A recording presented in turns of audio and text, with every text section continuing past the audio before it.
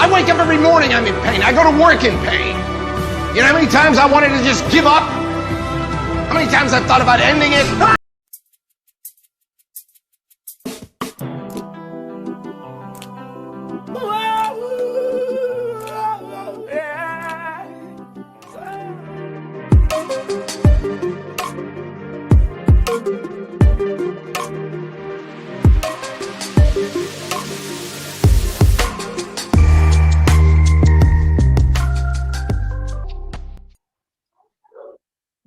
Hi guys, good afternoon. This is Marsha and Andre, and today we have the lovely Miss Deana-Rae Clayton, aka Miss Bionic Babe. Hey girl, what's up? Hi, how are you doing? I'm good and I'm good. Enjoying the beautiful weather today, you know? Andre? That's a good thing. My day has been a very good one. Warm, but it was a very good one so far, for sure. So Deana-Rae, we're very happy to have you here today. Long-awaited interview. So Definitely. can you please tell us a little bit about yourself? Okay, no problem. First of all, thank you for having me. Yes, it is a long-awaited interview. We've been trying to do this for weeks. So I'm really happy to be here. So my name is Deana-Rae Clayton, and I am originally from Montego Bay, St. James, Jamaica. I will be celebrating a birthday in 2 weeks. I was born on June 2nd. Yes. And a little bit over, well, almost 2 years ago, my life actually changed. So I'm looking forward to new things in this new normal. A lot of things have changed. It's like I'm a whole new person. Like I lived a life before, and now I don't. I'm living a different life. I'm an accountant by profession, and that has not changed. I'm a little bit better with numbers. Oh. And yes, and I am really looking forward to today's interview. All right, thank you. Thank you for that. So you mentioned that you're from Montego Bay, and I'm from Montego Bay as well. I've known you for many years, and as you mentioned, 2 years ago, your life changed, and as I'm aware, you met in an accident. Can you tell us a little bit about that? Okay, well, on my way home, dropping home a friend, I actually met into a motor vehicle accident. That motor vehicle accident actually happened on the Rose Hall Main Road in Montego Bay, St. James.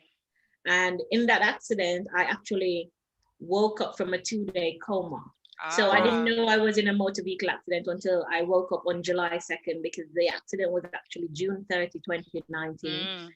When I woke up, I had a series of injuries. I was first unable to move, and I was told that I'm not able to move. When I woke up, I was looking in the ceiling, so I had a neck brace on. So the injuries that I suffered were actually a broken right hip, broken right pelvis, broken left femur, fractured spine in 3 places, fractured right rib, fractured facial bones, lacerated right eye. No, like just hearing you talking about it, like I couldn't imagine. Wow, like goose pimples. Yeah. Yeah. Sorry about that. Continue. And I had head trauma, which has now caused permanent brain damage, and I'm mobile for about 8 months. Well, I'm still immobile, but I'm better than I was when I just met in the accident. Oh, wow! I'm still started by all that long list. Yeah. That But you look just at you gave now. us. Yeah. And you are still able to smile. No, like I really have no choice, because based on the accident that I was in, it was very evident that I wasn't supposed to live. And the fact that I lived and I'm still here and I wake up every morning, it must be for purpose. Hold on. You were supposed to live. That's why you're still here with us. I'm saying to fulfill your purpose. Yes.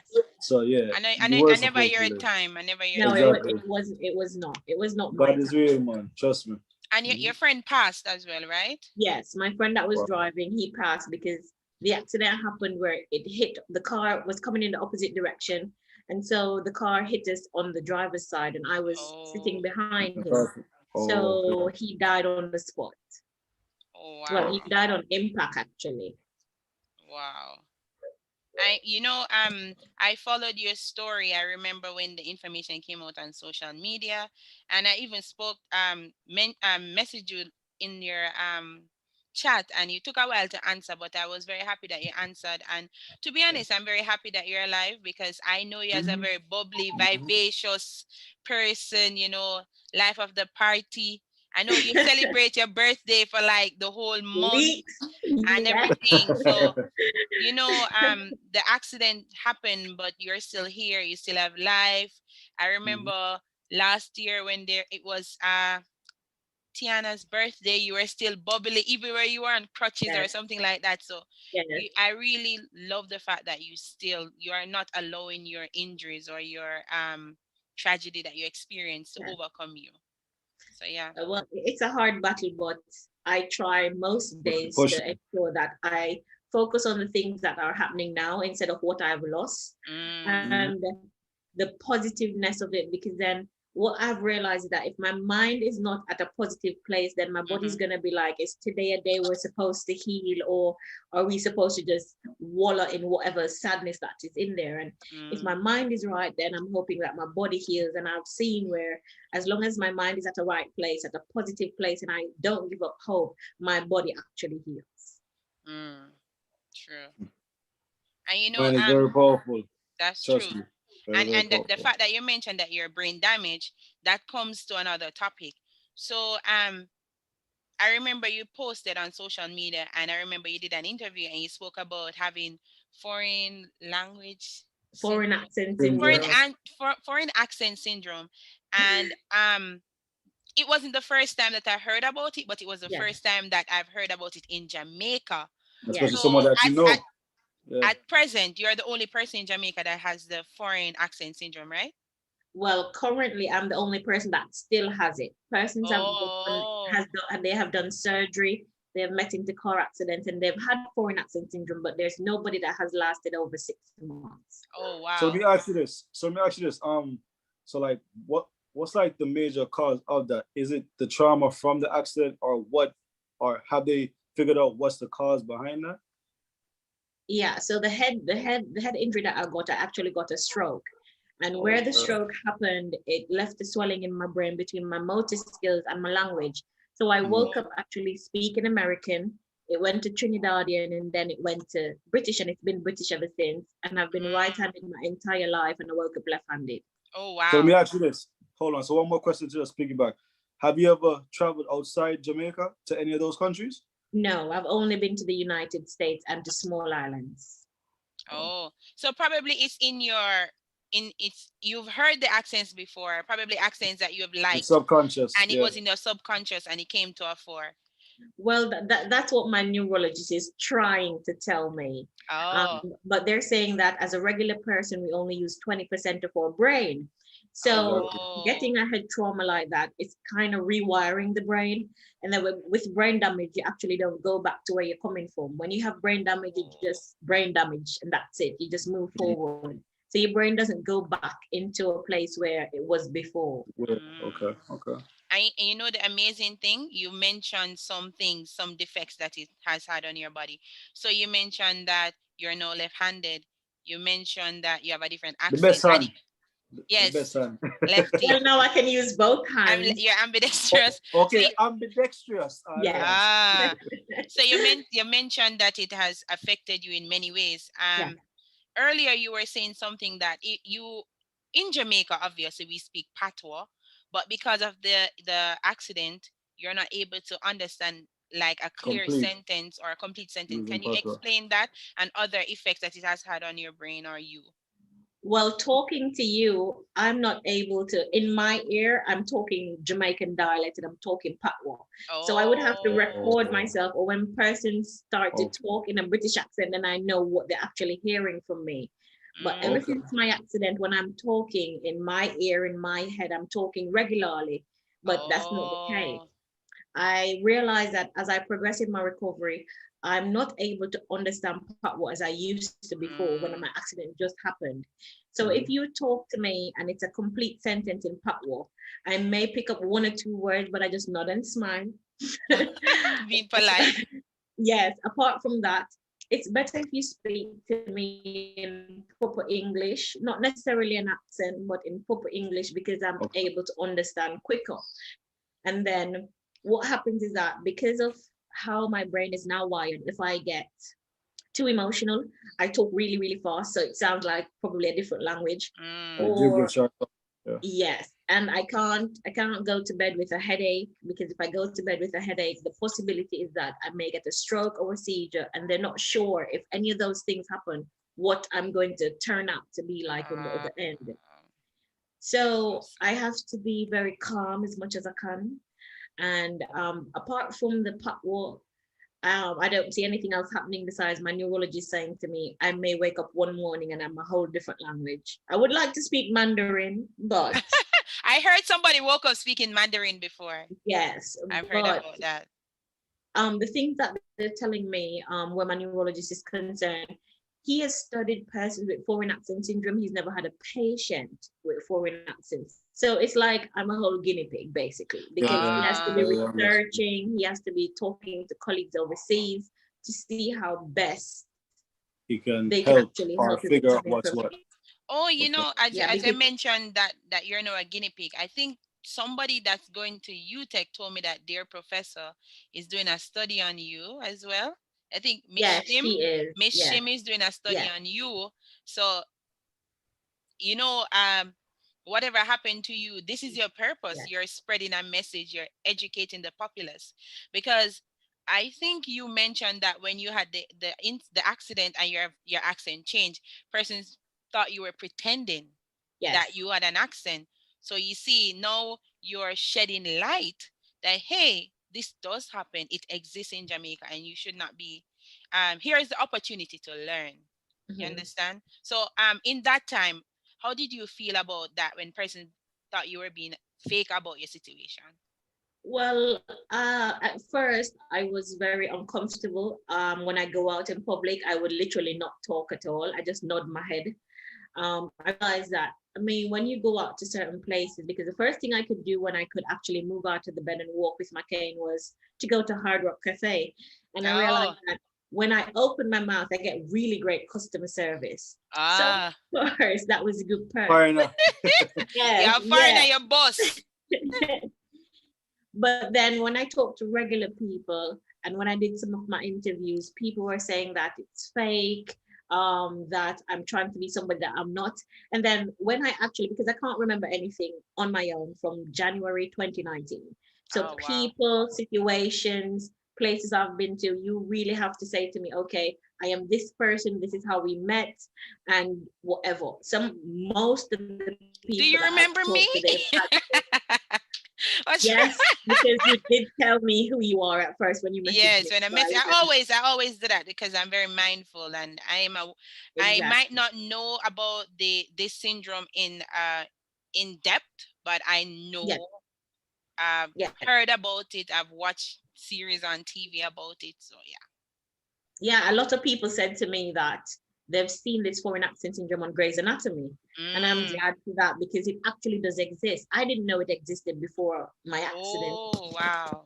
So I'm still learning, and I'm hoping that at some point, even those persons are doing studies on me and persons are asking and trying to get information, I'm still waiting on somebody to say, okay, this is what is happening to you. This is what can happen, and this is how we can treat it. Because then, Oh, if I'm not able to understand Patwa, what else is going to happen? Is it going to be a case where I'm going to reach a point where I can't understand Patwa any at all?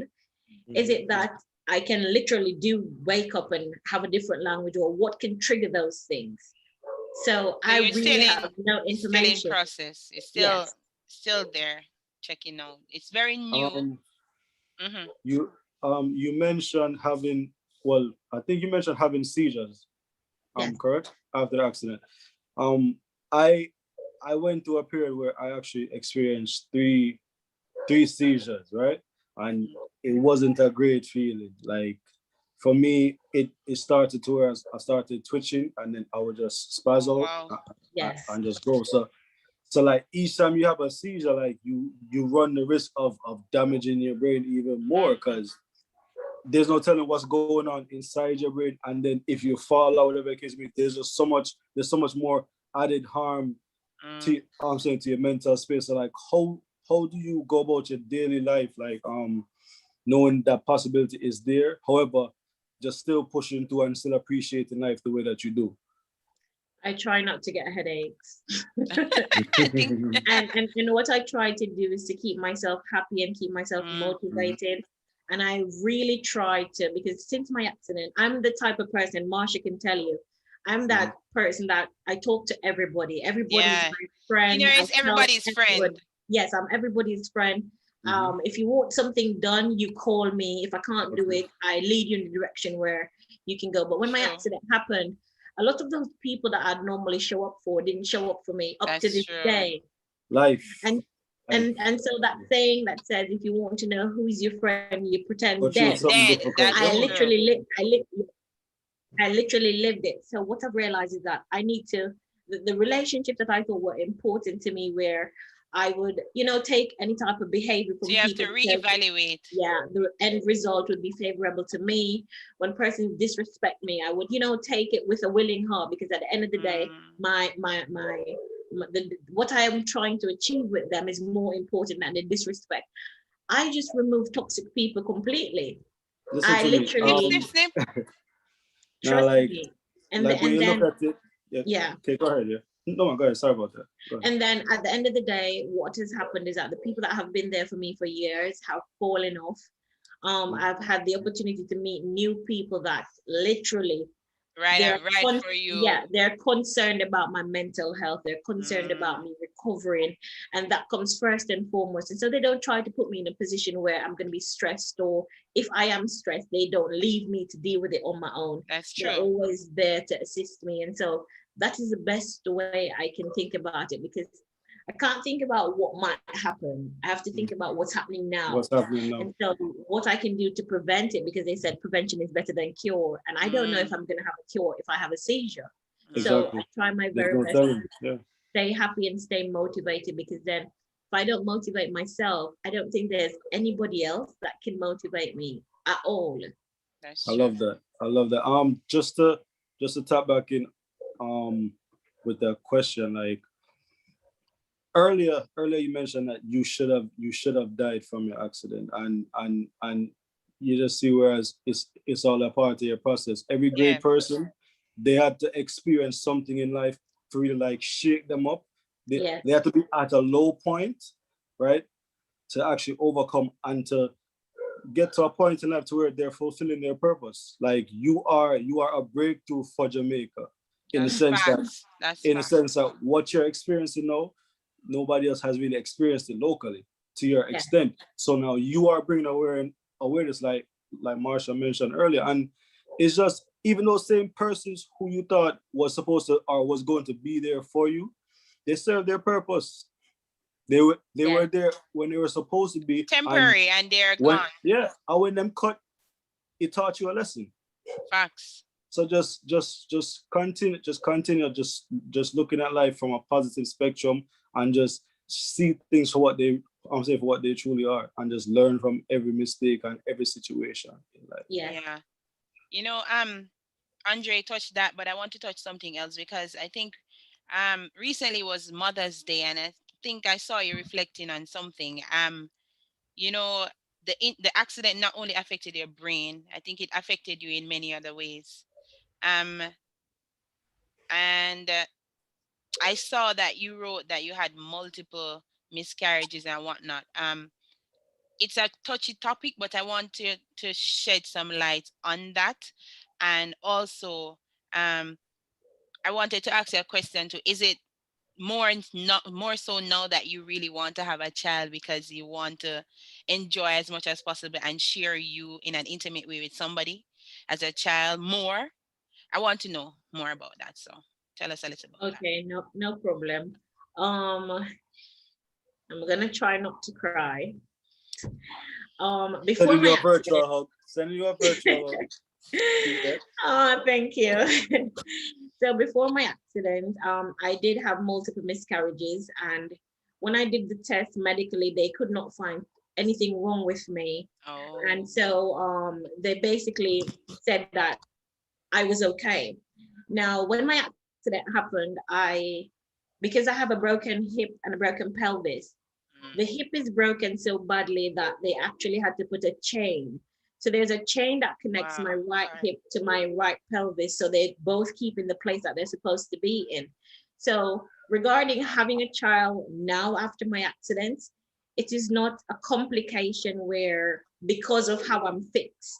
It's just that I would have to probably do a C-section because I can't push because I have plates and pins in my pelvis. Regarding, you know, when you're small and you're growing up and they said, what do you want to be when you grow up? I wanted to be an educated stay-at-home mother.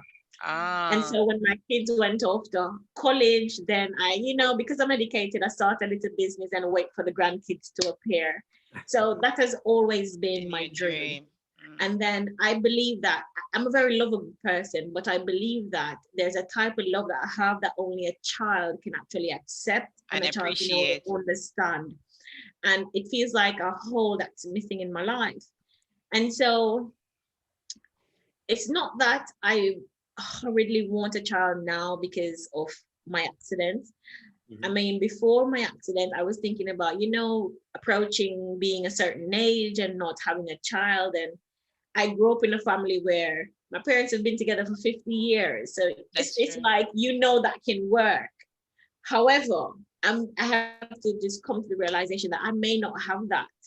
And so I may not also have the opportunity to be a biological mother, but I am trying, I'm not there yet, but I'm trying to accept the fact that I can still mother a child, even if it's not my biological child. You can do surrogacy or you can adopt. You can adopt. Yes. And I'm saying to myself, it's not about the fact that I have a biological child or not. It's the fact that I have a motherly instinct. And if I'm put in a position where I have to be somebody's mother, I'm going to be great at it. I just have to understand that the same love that I think my biological child can accept, another child can also accept that same type of love because it's what they would be craving. And just a simple fact that if it's an adopted child, like that child was given away. So to be accepted again, like trust me. It would be a So that's definitely an option. So you can look into if it's a case whereas you can't give birth yourself. Yeah. And that'll be a wonderful option. So definitely give it some thought. And you know, you just mentioned about age and societal pressures or that. I am coming up in age as well, and I hear every day, you're not having a child. I'm 16. I'm 16. I'm 14. Age are you coming up into Marshall like? No. But no, I've been pressured. You know, I grew up in the inner city, and a lot of my neighbors have kids since we're like teenagers, and they're like, you're not gonna have kids. You keep going back to school. I've been told that I'm a mule. I've been kicked by the donkey. Blah blah blah. I've never been pregnant. I've never had a miscarriage. I want to have a child, but it's not in my rearview right now. Okay. No, exactly. It's just, it has never happened. When it's the right time, I am just waiting until the right time. And if it doesn't happen, then there are other options. And if that doesn't work out, I'm a great godmother.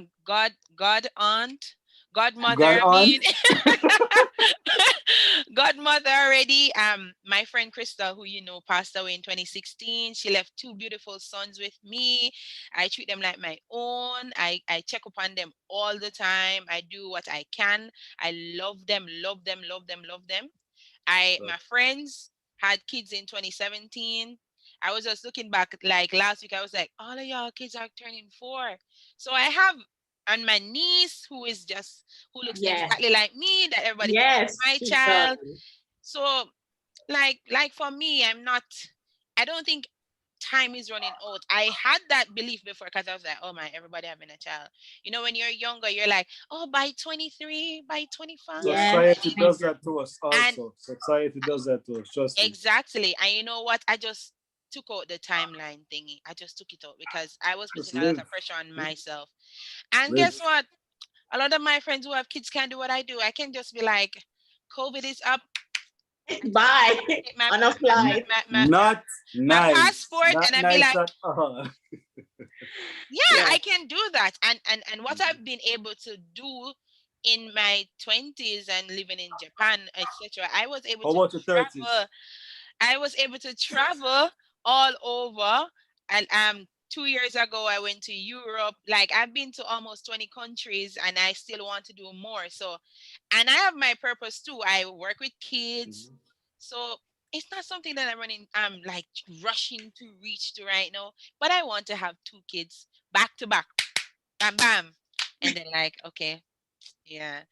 Well, let's hope you have 2 one time. Because I thought about it. I initially wanted 5, No, two, but two I will of settle mini it with 1. Marshalls, 2 of mini Marshalls are not gonna be easy. Listen to me.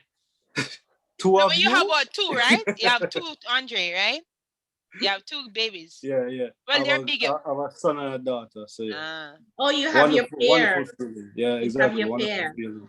So are you going to go for any more, Andre? Initially, I wanted 5 of them. I don't want my own basketball team. Me But too. yeah, it's a but. No, I'm open to it, but I have to make sure I have the right things set in place. So I and the can. right partner, because you can't just impregnate and get pregnant for these me need to get process. married soon. Yeah, me need to get married soon. Yeah, God's because you willing. get old, almost 40. Wow. I don't look it though. No, you look good for your age, Dre. You look good for your age. Them jeans are Listen, stronger than Levi's, you know. I'm almost 42. So just No, back for that Dina, statement. not so old. Anyways, before we come off track, outside of all of this accidents and miscarriages, etc., deana-rae is like a sexologist. So tell us a little bit about that. Because I know you have a website and I know you like to talk about sex and all of those things. So fill my audience in a bit. Okay, so I do have an intimacy website. It's called chloerae.com. And initially, what I started out the blog to do is to teach people about sex and to actually help them to tap into their sexual potential. She needs help. I don't need any help. I'm good. However, as the blog grew, I realized that a lot of people were having issues in terms of even just having sex, thinking about sex, wanting sex. So what I did was I tried to create a balance. And so I started to talk about persons that have sexual dysfunctions, how they can still have a sexual life. I talk about things from a mental perspective because a lot of persons are with people and they're not compatible. And because we all want to be in a relationship, because we think that having a relationship is the norm. Needed. We compromise so much that we lose ourselves and we compromise even sexually. And these are the things that contribute to people cheating on each other and the lack of communication between partners, because people believe that, okay, I'm going to be judged because I want a certain thing or I want to feel a certain type of way. And I try to create an atmosphere where you can use steps in talking to your partner about what you want, about how you want it, about what you think. And at the end of the day, some people are compatible as a male and female, but sexually you're just not cutting it. Yeah, because some women have never had an orgasm ever. Yes, and that really bothers me very much because listen. Baby, baby.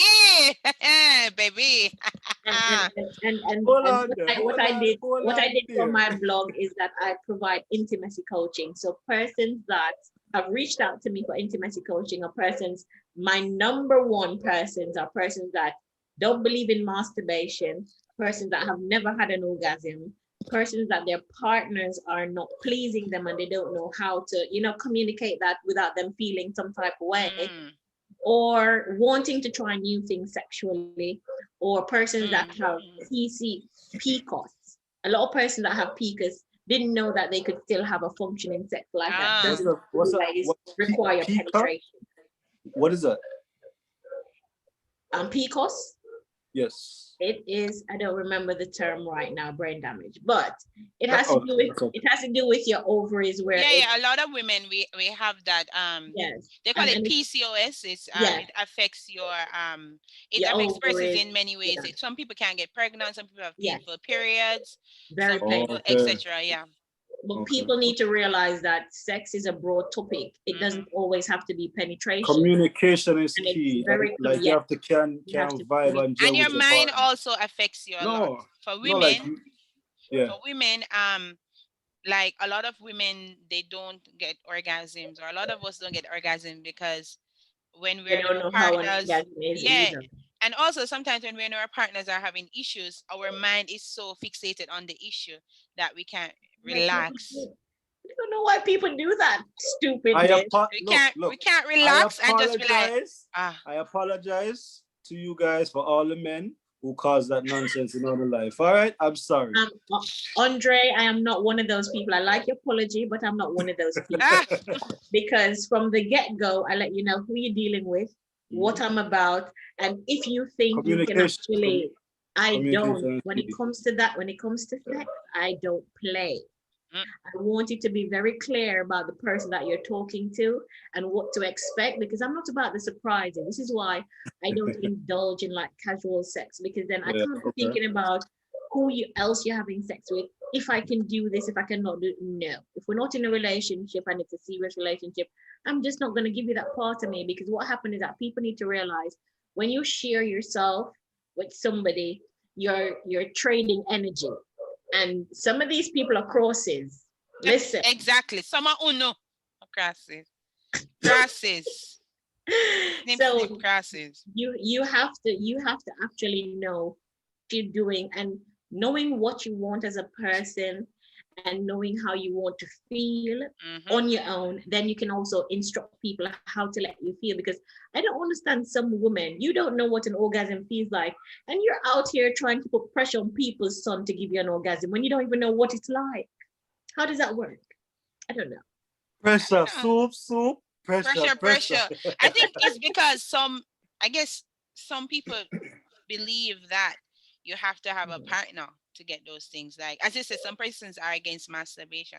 So they believe, oh, if a man or a woman doesn't touch me, I can't do whatsoever. Yes. And then there's the whole thing about religion and how masturbation is the devil's work. Okay, I'll sit with the devil. That's fine. But let me say this. So for men, the more you climax, the better for you in regards to prostate cancer. Prostate cancer. So it's not a bad thing per Andre, se. where do you go? Be responsible. Be responsible. It's good enough. So men out there, don't be ashamed. You don't have to tell nobody, but if you need to help yourself. It works for your prostate. All right, we're done. And it shouldn't be something they're ashamed of. But you know what? Our culture has that as a taboo, which is not supposed to be a taboo. No, I think our culture had it as taboo before, but now. But not anymore. Yeah. There's nothing that's taboo right now. Trust and believe. Well, everything has a name. No, but you know, Dina, you're correct. But a lot of us, especially our men, they still find the need to hide. I don't do oral sex. I don't do this. I don't do that. But man, you be lying on the lie so. You understand? Like a lot of persons are experimenting. A lot of persons are doing whatnot in Jamaica. You know. So Dina, you mentioned that you're a intimacy coach, and you also mentioned that you're an accountant. How do you have time to balance all of this that you're doing? You actually have to decide how you're going to spend your 24 hours, because all of us have the same 24 hours. You just have to know what you want. And so with accounting, because that's my first love and that's my passion, it comes pretty easy to me. I mean, sex does come pretty easy to me because I am an advocate for women and their orgasms. So it comes pretty easy to me. And it's not something that's very hard. So with accounting, I put systems in place that can always assist me. And because of COVID-19, most of the stuff now are online. True. So the clients that I'm working with are small business owners and self-employed persons. So they readily have information. It's not like large or mid-sized companies where you have to go through a lot of channels in order to get the information that I need. So what I try to do is to update my clients every week, let them know what I need from them. And most of them, they give me the information that I need. So by the time I'm supposed to file the taxes on a monthly or a yearly basis, it's really no hassle for me. Apart from doing accounting, where the intimacy coaching is concerned, when I started intimacy coaching, most of my clients were from Europe. So I'd have to wake up like 1 or 2 or 3 o'clock in the morning in order to do these things. And I rarely have Jamaicans that actually take up the service. Most of my clients are either from Europe or the United States, because I guess people are still, they don't want to talk. And then what happened is that it's not like I'm an anonymous person. So I think that the mindset is that, okay, I know who she is, and probably if I explain certain things to her, you're going to tell somebody else. she's going to tell somebody else. But then all my life, I've never been that person that tells somebody's business to somebody else. So why am I going to begin that now? But I understand. But what people need to realize as humans, everything is about your mindset. And if Very you powerful. think a certain way, you will react a certain way. So even if that is your concern, that okay, she's going to tell somebody, say it to me. Say, you know, I have this issue, but I'm not so comfortable because you know each other. And what is it that you can do to ensure that I feel secure or whatever? Think, talk. I don't know why people don't like communicating, but I love to talk. So it's neither here nor there to me. But and you do exceptionally well at it. So keep on talking. As a matter of that, exactly. Because apparently people like to hear me talk. And I know that you have the British accent where people love. Oh gosh. Exactly. Yeah. Oh gosh. Hi mate. Hi, this is Deana. Yes, and then especially with the intimacy coaching, apparently the accent makes them feel a little bit more comfortable, relaxed. That makes sense. That makes sense. You know, it's more stimulating. Like, call for your free terror reading. They don't want to hear that. Call me now. Oh my God, these kids don't know about Miss Cleo. They don't know about Miss Cleo at all. Hey, listen to they only think they know about is social media. Also, if you allow them to live their lives, though. No, I allow them to live it. And as you mentioned, even social media, like there's so much we can do now with social media. I just want to share this also. As a creative, as someone who wants to get into a certain space, the world is at your fingertips. Yeah, the world is your oyster. The internet, social media has provided platforms for us as creatives. You with your service right now, you're reaching out to customers in the UK, in the US. Like and you Marsha, have a YouTube as well. Exactly. Yeah. And Marsha, you're in Canada, but yet still you can reach persons in the US, in Japan, in Jamaica. So it's just for us like to network and evolve with change. Like the internet is here that can be used for so many good things. As a matter, find out what it can be and you just tap into it. But I feel we have to evolve with change. And I like that, like deana-rae, like you experienced an accident and you never allow that to like keep you down. You found creative ways to make it. Yes. And kudos to you. As a master, like we always have to try and evolve as a people and just reinvent, find ways to make it happen. Go ahead, Marsha. And on that note, deana-rae, I know you mentioned that you always keep positive and whatnot, but what do you live by? What are your mantras? What inspires you? What do you live by? I wake up every morning. That's what I live by. You drink your water and mind your business. And I mind my business. My good cucumber water and mind my business, because then hold on. Cucumber water? Yes, cucumber Americans water. say cucumbers? Canadian cucumbers? No, hold on. I've never tasted cucumber water, so that's cucumber water and lemons taste refreshing. And yeah, that's what I do. I either drink cucumber with I put cucumbers in my water, or you can add lemon or lime juice or whatever to it. Yeah, yeah. Good. That's another one. Yeah, and it doesn't taste bad either. It may, but it doesn't taste bad. You don't even taste the cucumber really. Okay. But Deana, other than waking up and being beautiful every day, what do you live by? Straight up, that's legit what I live by. Sweet and because then like I can tell you, Marsha. Yes, I can tell you, Marsha, that there are days that I wish that I didn't wake up, and I wish those days because I can't, because of the brain damage. I can't take pills. Oh wow! And I'm in pain every day, and I'm not talking about the pain that is manageable. I'm talking about the pain that I feel like, okay, they probably need to take a double D40 pill so that I can, so what do you use to overcome that though? What do you take? Nothing? Nothing. I can't No, take no, anything. so she can't take pills. Yeah. No, Wow. I mean pills. I know pills, but no, nothing, no The only thing that injections, can help nothing. my pain management is morphine, and they're not going to give it to me. They said that they can prescribe it for me. However, morphine is addictive, and they can't trust me to not take everything all at once. And I'm not lying to you. I would take everything all at once. because you might just want to just soothe the pain. Full, yeah, like You that's. see, when I'm on morphine, I am high. I feel like I can walk. I feel like nothing's wrong with me, and I like that feeling, because I'm at a point where if you even want to roll in your bed from one side to the next, my entire body pains me. If rain's gonna fall, I can tell you. Yeah, because they have pins and metals, so they will be. I can tell you. I mean, now the pain is manageable because I've got used to living with pain, but it's pain every single day. As you mentioned that, like I came in contact with someone that was actually hit by a car, and trust me, like it's just constant pain for her, like and it's so crazy. Like some persons, like, with the accident, it can lead to death, and it can lead to some injuries, but just not gonna work. Reversible and cannot. Without persons are behaving currently in the streets, like driving and a bunch of accidents and a bunch of recklessness, for you who experienced it and is currently living the after effects of an accident, what would you necessarily say to persons, everybody, not even persons, everybody, because everybody traverse, like use the roadway, like what would you say to persons to kind of like as a wake-up call, like, because it's needed.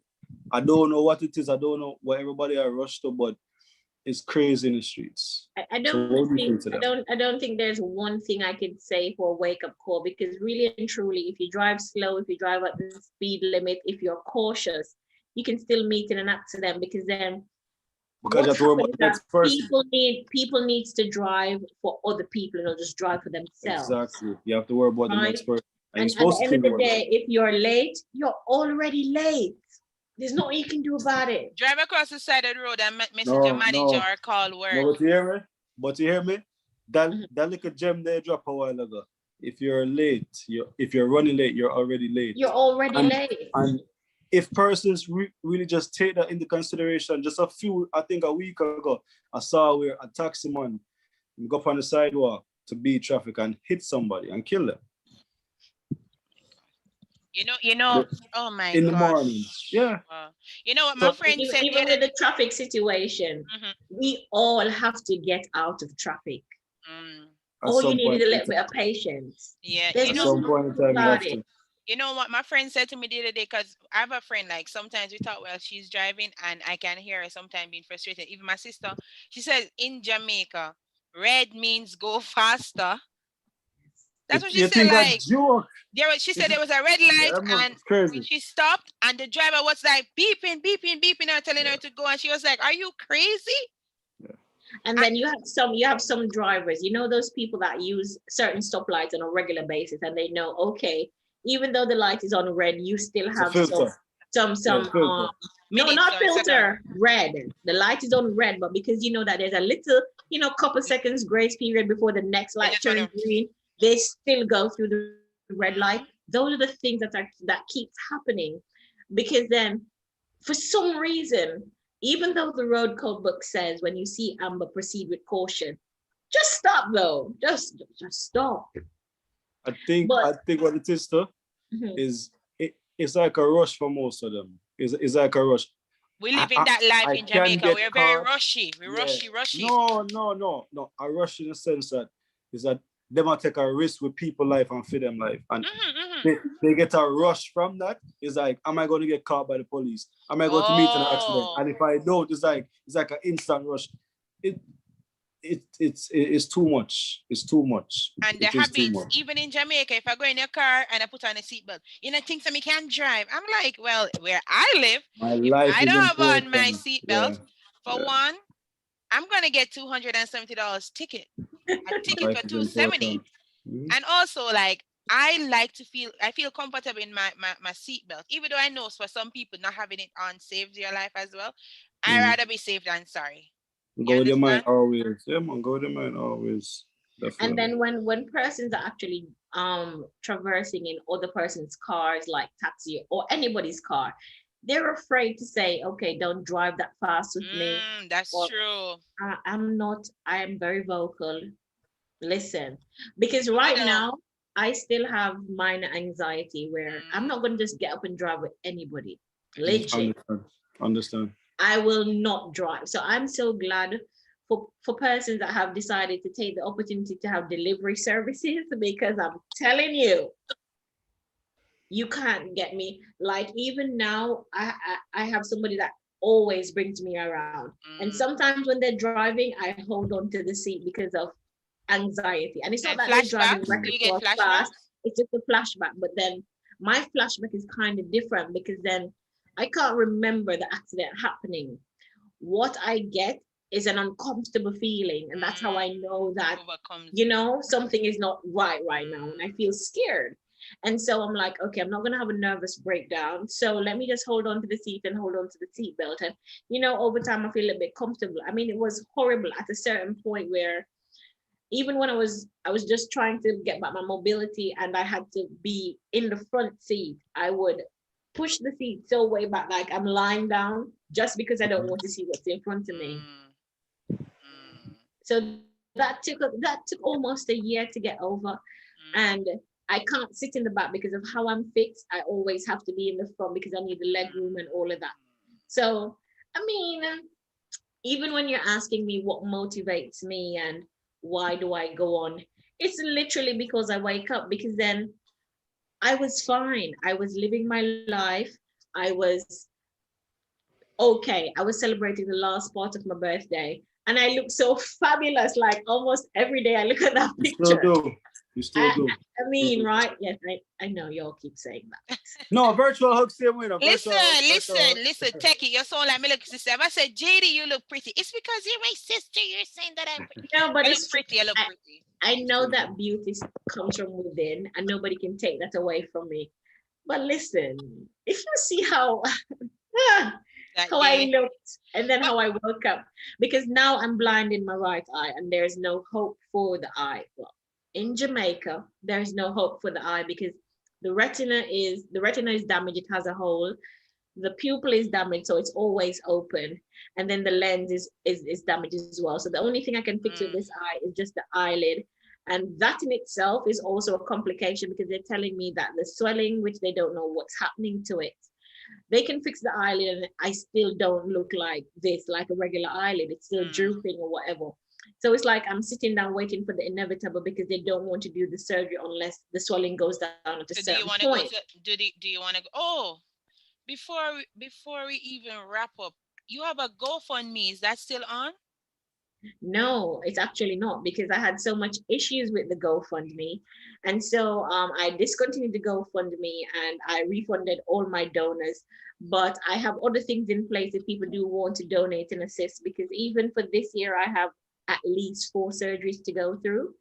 So just leave some information on how we can help.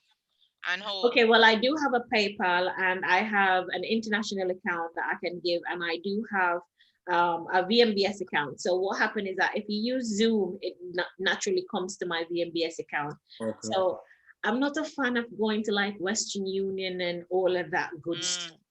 I like the paper trail. And so even when I know that a lot of persons that have donated that have helped me, they don't want the public recognition, but I like to show appreciation because then I will tell you guys, my parents have me to the T, and they are parents and they will do all they can. But it's a lot. But for my peace of mind, I don't want, at some point my parents will have a willing heart, but the pocket is just not willing. And I really, because I have so many uncertainties of my medical history or what I'm going to go through. It's like at some point, suppose I have a $3 million surgery, what's going to happen? So I'm trying to put things in place. I'm trying to do, my own little part, have my accounting, do my little stuff to see how I can help. Even a doctor visit, I can pay for myself, because then with my brain damage, I'm supposed to do an MRI every 3 months. Wow. And that's looking like $50,000. And I haven't done an MRI since December 2019. Yes. Wow, that's a lot. I currently have 4 surgeries to do. If I go to my orthopedic surgeon next month and my left leg is still not healing, then that's a 5th surgery that I'm gonna have to do. And so, the things keep piling up. And even though we try to see how best the person that hit me can contribute to this, and the insurance trust and believe, that is a process that's not about to happen. System. Well, The I heard system. about it, but System. I heard about it. I heard about it. So Dina, you mentioned about those things. I don't know if you don't want to give the number out here, or you can wait afterwards. They give it time. We put it in the link on our Okay. page. But I want you, before we wrap up, I want you to tell us your social media ads where we can find you. Where persons can reach out to you. Yeah. All right. So I do have a YouTube channel, and it's called British Bionic Babe. And I am now revamping it because I want to show people life after my accident, because I understand that a lot of people have gone through their own traumas, not necessarily an accident, but their own traumas. And unfortunately, I'm probably one of those humans that have gone through every trauma known to man. So I'm now going to start a motivational playlist where I'm very real about my situations, and I'm always real about everything that's happening to me, because a lot of people believe that, okay, because I'm positive and I'm smiling, I don't have bad days. There's days that are Everybody full. go through it. You get what I'm saying? And there are persons that are going through horrible days, and they believe they have nobody. They believe that they can't talk to anybody. So I'm currently revamping my YouTube channel to actually, motivate people, but still keep you updated on my progress. And my Instagram handle is deana-rae Clayton, and it is basically everything about me that's happening. I realized that even though I don't go to therapy, because I know I have to talk to somebody, but I'm not ready. I realized that cooking actually helps me. So I cook a lot. Yes, I see you cooking a lot. Yes, I do cook a lot. Better than Martha. Fire feel. Fire feel. I can cook. Yes, I can cook very well too. Get away, sir. And then because people think now that I'm an influencer of some sort, I now provide promotional services for small business owners, because then use some of them might send me their stuff for me to do an unboxing and so forth. And some of them I just actually purchase stuff for myself, and then I actually shout them out. So I want to ensure that whatever way I can help people, I do, because I do believe that the purpose that I'm here is to help. I may not know if it's a specific area that I need to help in, but as long as it comes across me, I'm going to help in whatever way. And if I can't personally help, then what I'll do is put them in the direction, or point them in the direction that they can get the help that they need. Nice. So you gave your YouTube, you gave your Instagram, and what's your Facebook? My Facebook is deana-rae Clayton. My TikTok is deana-rae Clayton. My Snapchat. Oh yeah, your TikTok funny. But you know Dina, you know a funny thing? What? Imagine if you did a fake accent. You're there in this interview so long, you would have chipped up already, you would have missed up already. You would have missed up already. You know? Hear me now? I laugh. Me and say the people them wicked. They didn't would have put on the whole time. And me just wait for your slip. No, Mama, that's what I said. Like the story is very remarkable. Thank you. Very remarkable, and we appreciate you coming out and sharing, because at the end of the day, like, you didn't have to come and share. Yeah. But and you're very open and transparent, right? And the simple fact that you're still going through issues from the accident, and you're still pushing through, just a mere fact that you experiencing excruciating pain on a daily basis and still giving off a smile. You see what I say? Like you're a wonderful individual, and God didn't finish with it yet. And just keep on pressing on, keep on inspiring. And Marsha, man, deana-rae, Shell. Thank you so much. I really appreciate it. Dina, thank you for coming. Enjoy the rest of your evening. Enjoy the rest of your evening, Andre. Bless up. I'm going to go home, drive safely on the road, guys. You too. Right? And deana-rae. Yes. My mind needs some English classes. The only thing I can say with the accent is, can I get a cup of tea? On that note, bye. Blessings, everybody.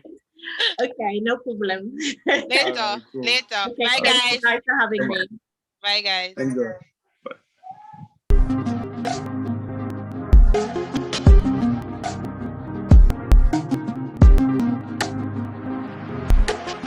know, every day.